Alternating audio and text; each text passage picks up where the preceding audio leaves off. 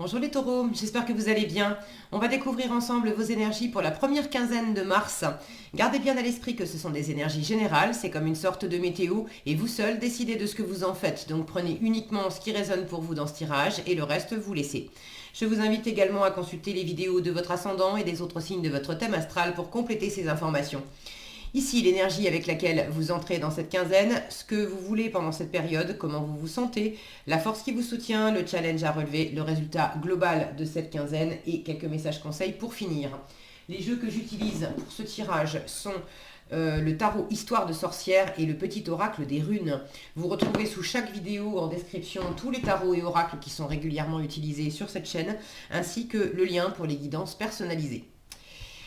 Alors, vous avez l'As d'épée, le 8 d'épée, le 5 de denier, le roi de bâton, le diable et le page de denier. Ok. Euh, Alors, bon, il y a de la nouveauté. Vous démarrez avec un As d'épée, vous finissez avec un page de denier. Là, il y a quelque chose qui démarre. Est-ce que c'est... Ça démarre déjà avec une décision. Si ce n'est pas une décision, c'est... un état d'esprit. Il y a quelque chose intérieurement où on va penser différemment, on va...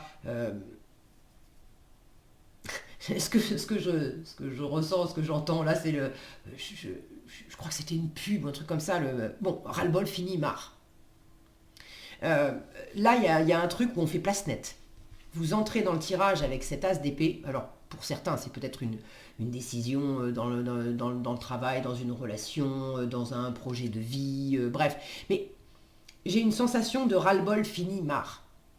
Et vous démarrez avec ça parce qu'il faut faire table rase de ce qui a été compliqué, enfermant, et à commencer par en vous. Il y a quelque chose là qui vous a limité. Et vous le savez, vous le sentez. Et vous avez, c'est ras-le-bol fini marre parce qu'il y a un grand besoin et une envie aussi de vous libérer intérieurement et de reprendre votre pouvoir.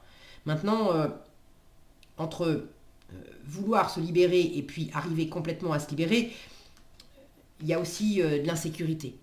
Il y a une peur de manquer d'argent, de manquer d'amour, de manquer de sécurité. Bon, vous n'êtes pas super sécure. Alors après, Rome, c'est pas fait en un jour, fait en un jour, mais là, il y a quelque chose où vous avez besoin de vous aérer la tête, vous avez besoin aussi de retrouver une espèce de force, de pouvoir intérieur, là, ce côté épée brandi dans le ciel avec des éclairs derrière. En force, un roi de bâton qui me parle d'être, c'est quand même un roi, hein, un chef, un leader, plein de confiance. Là, il y a besoin de reprendre votre pouvoir dans une situation. Mais, pour une raison que vous connaissez mieux que moi, il y a quelque chose qui est tout petit, qui est un peu balbutiant, et puis qui vous déstabilise et qui vous fait peur, clairement. Alors, est-ce que c'est intérieurement, vous avez besoin... Pour moi, ça résonne, hein, intérieur, extérieur. Est-ce que c'est que intérieurement, vous êtes bien déterminé à changer votre façon de penser? Ça, c'est ce que vous voulez, 8 d'épée. Je veux arrêter de m'enfermer moi-même dans des jugements, dans des pensées, dans des croyances limitantes, dans des petites phrases qui disent que je ne suis pas à la hauteur, que je ne mérite pas, que je ne suis pas capable, que je ne vais pas y arriver, que c'est pas fait pour moi, que j'aurais plutôt dû faire ceci ou plutôt dû faire cela. Et bon, bref.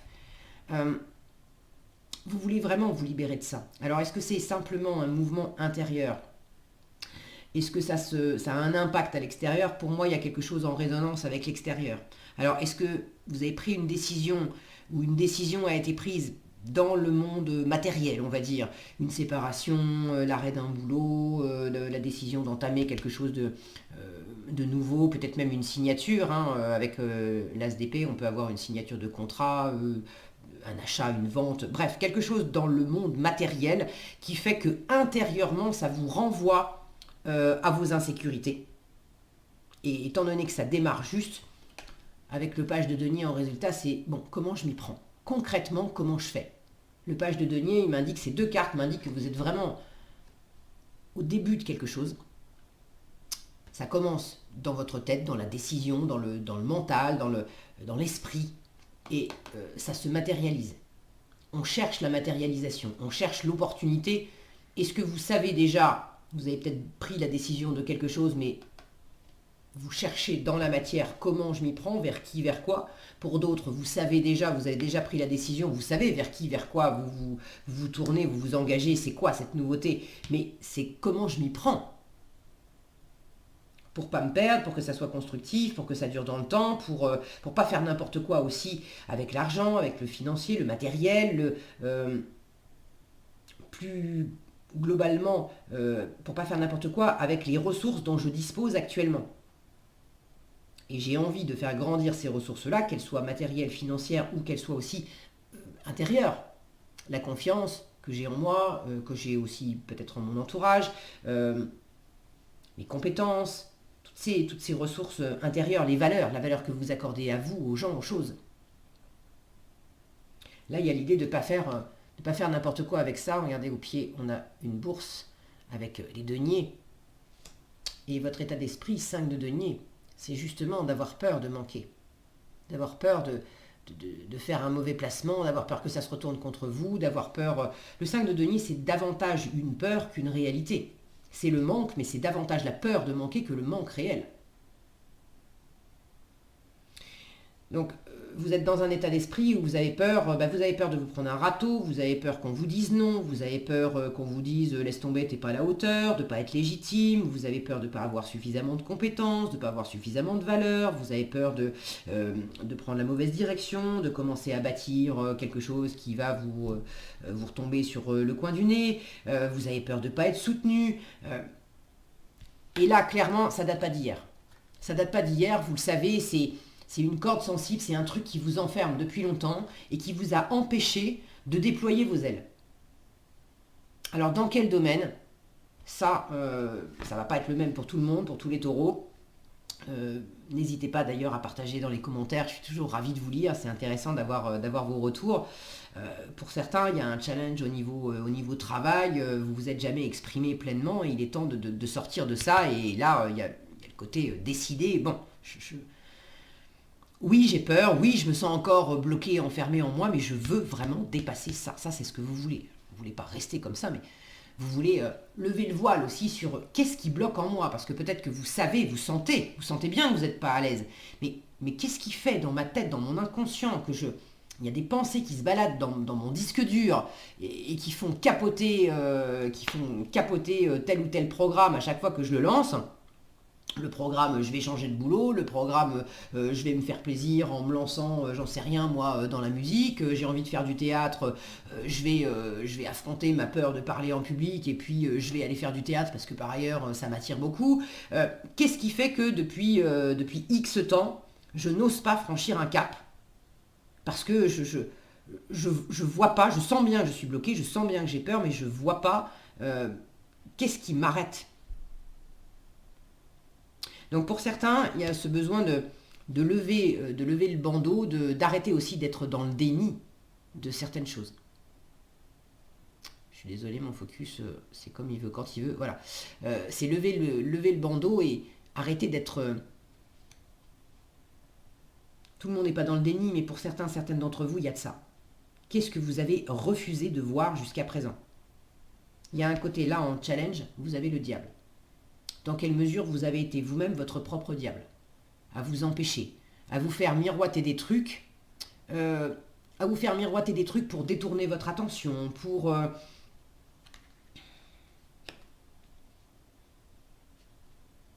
vous faire croire aussi que que si vous vous lanciez dans telle ou telle situation, ça allait se retourner contre vous, on allait vous la faire à l'envers, que c'était trop beau pour être vrai, que... Et il y a encore un peu de ça pendant cette quinzaine. Là, la solution, c'est vraiment reprends ton pouvoir. N'écoute pas, ne sois pas ton propre diable, n'écoute pas toutes les pensées, les jugements, les croyances limitantes, le côté obsessionnel aussi. Arrête de t'enfermer dans un côté obsessionnel. Le diable, quand il est mal aspecté, c'est vraiment... Je tourne en boucle. vous le savez, vous le sentez, vous avez tourné en boucle sur des insécurités, sur des raisons des bonnes raisons, entre guillemets, de procrastiner, de remettre à plus tard. Bah oui, mais tu comprends, mais c'est pas la bonne personne, mais c'est pas la bonne situation, c'est pas le bon chemin. Et en fait, vous avez jamais osé. Et là, c'est challengeant aussi parce que le diable parle de prendre des risques. Et vous avez du mal à oser vous lancer dans quelque chose.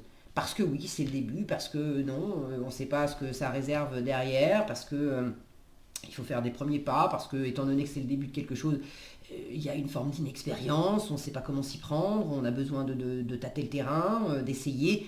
Tout ça, c'est normal. Mais en même temps, il faut aussi faire un premier pas et oser prendre un risque. Pas un risque inconsidéré, évidemment, mais oser aussi sortir des sentiers battus. Et ça, c'est pas facile pour vous de sortir des sentiers battus. Vous vous êtes aussi enfermé dans une zone très certainement de confort, en vous persuadant que si je franchis cette limite, le ciel va me tomber sur la tête, c'est sûr. Mais non, pas du tout. Le 5 de denier, c'est une carte qui vous dit ose demander de l'aide aussi. Tu te sens seul, tu te sens pas à la hauteur, tu as peur de pas y arriver, tu as peur de manquer, tu as peur de te mettre à mal financièrement. Le 5 de denier représente toujours des personnages qui sont miséreux, qui ont faim, qui ont froid, qui sont blessés, qui sont malades, bref, ils sont dehors, ils sont en mauvaise posture. Mais il y a toujours dans la carte une maison, une porte, une fenêtre éclairée, avec la possibilité d'aller frapper à cette porte, à cette fenêtre, et dire, voilà, j'ai besoin d'eux. Et le 5 de denier dit, demande, et tu recevras. Mais si tu ne demandes pas, tu vas rester avec tes peurs, tes insécurités, tu vas rester dehors. Les habitants de la maison, là, ils sont au chaud, ils sont attablés, ils profitent, voilà, ils ont autre chose à faire que d'être sans arrêt scotchés à la fenêtre pour vérifier si des fois dehors il n'y aurait pas quelqu'un qui aurait besoin d'aide. Mais si les personnages vont frapper, bien sûr, entrez, asseyez-vous à table, partagez le repas avec nous, mettez-vous au chaud. Donc, demandez de l'aide. Vous n'avez pas le moral, vous ne savez pas comment vous y prendre, décrochez votre téléphone, appelez un copain, appelez une copine. Vous avez peur de faire n'importe quoi, de prendre un risque inconsidéré financièrement, appelez votre banquier, appelez un notaire, appelez un expert, ou encore, je ne sais pas, moi, demandez dans vos relations qui connaît quelqu'un qui pourrait me renseigner pour ceci ou pour cela. Voyez l'idée, mais on vous dit vraiment, ne reste pas enfermé dans ce que tu sais qui t'a pas servi jusqu'à présent. Vous savez ce que c'est, mais il y a un schéma de pensée, c'est pas la première fois que c'est là, vous avez déjà décidé de vous en défaire.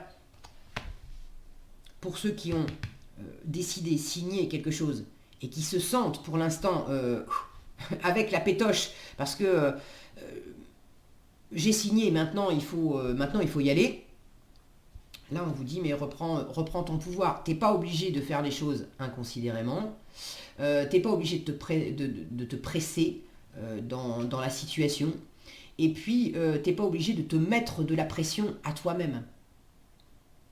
Ces deux-là, c'est quand même des énergies de feu, roi de bâton, diable, c'est des énergies dynamiques, des énergies de feu, des énergies qui sont très douées dans le financier, dans le matériel, dans la matière, dans le fait d'oser, d'agir, d'être déterminé, d'être passionné. C'est des énergies qui sont très très stimulantes. Mais quand elles sont mal aspectées, que ça soit l'une ou l'autre, on va virer dans le côté pression, autorité, essayer de contrôler, de manipuler les choses. Le roi de bâton, s'il était mal aspecté, pourrait aussi faire ça. Là, le fait que vous les ayez côte à côte, là on vous dit privilégie les bons aspects du roi de bâton, c'est-à-dire de préparer, de planifier, mais en te faisant confiance. En faisant appel éventuellement aussi symboliquement à un chef qui a déjà fait le parcours avant toi. C'est ce que je vous disais juste avant. Faites appel à un expert, à quelqu'un qui, alors c'est pas forcément un homme non plus, hein, mais à quelqu'un qui connaît bien ce qui vous préoccupe et ce que vous êtes en train de lancer ou de vouloir lancer. Et au contraire, développez aussi de la confiance. Ne vous laissez pas, il ne s'agit pas nécessairement d'accorder votre confiance au premier venu. Avec le roi de bâton, on ne vous dit pas nécessairement fait appel à une personne. Si ça peut vous rassurer de faire appel à plusieurs personnes et de recouper les informations, allez-y. Mais l'idée générale, c'est en force, il faut que tu prennes confiance. Il faut que tu prennes confiance, il faut que tu prévois aussi qu'est-ce que tu veux faire, qu'est-ce que tu veux pour le long terme. Là, il est quand même en train de prévoir le prochain voyage, la prochaine aventure. On sent que c'est pas rien. Alors que là, on a quand même une représentation de contentement et de... Si mon focus veut bien... Allô? Ah mince. Voilà. On a un personnage là qui propose du plaisir immédiat, du plaisir facile. Tiens, voilà une glace, tiens, voilà une bourse remplie d'or. Mais c'est l'idée, est-ce que vous voulez vous contenter de 100 balles tout de suite maintenant? Ou est-ce que en planifiant bien les choses, en préparant bien les choses, et puis 100 balles qu'on va vous donner, facile. Il n'y a rien à faire, on vous les donne. Au premier abord, hein. Est-ce qu'il y a un prix à payer derrière? Peut-être. Bon, mais 100 balles, facile, là. Là, on ne vous donne pas 100 balles tout de suite. C'est à vous d'aller les chercher. Mais si vous préparez bien les choses, c'est pas 100 balles au bout du compte. C'est peut-être 100 000. Bon, j'exagère, mais je sens qu'il y a de ça. De ne pas céder non plus à quelque chose qui pourrait être un peu bling bling, un peu brillant, un peu facile, et qui pourrait aussi être, je retombe sur ne soyez pas votre propre diable, est-ce qu'il n'y aurait pas quelque part une espèce de plaisir facile, quelque chose, une espèce de voie alternative qui pourrait être tentante pour vous? Tentante pourquoi? Parce que ça vous évite de vous confronter à la vraie insécurité, au vrai problème, ça va vous faire prendre la tangente, ça va vous faire procrastiner.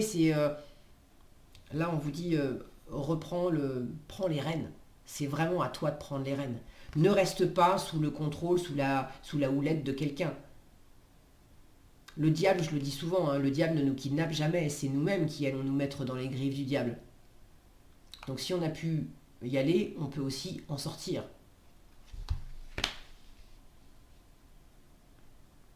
Là, je sens qu'il y a une forme de pression aussi, hein, ce volcan derrière qui fume.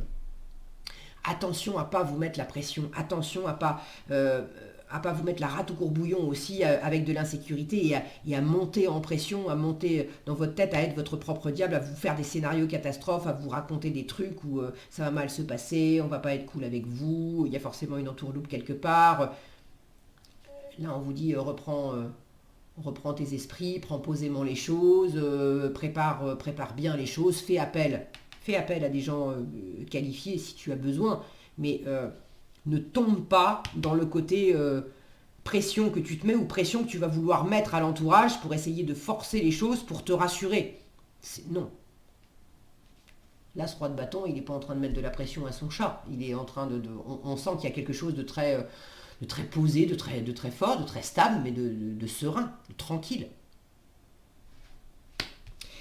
Bon, en résultat, vous vous y mettez là dans la matière à chercher comment je m'y prends, à être pragmatique, efficace. Alors oui, c'est le début, c'est le démarrage de quelque chose, mais il y a peut-être dans la matière soit un choix à faire, soit maintenant que j'ai fait le choix, maintenant que j'ai pris une décision, une direction, comment je m'y prends pour suivre cette route. Et là, il y a quelque chose qui démarre concrètement. Donc suivez les choses posément. Pour moi, on retrouve quand même une carte ici et une carte là.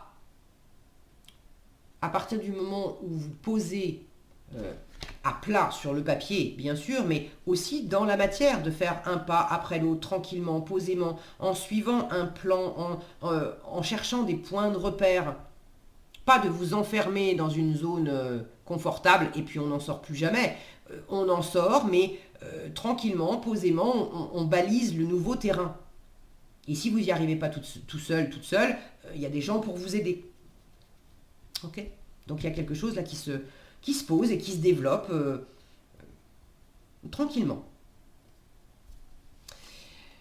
Alors, en conseil, vous avez Isa et Odumla. Je ne sais jamais trop bien prononcer les noms des runes.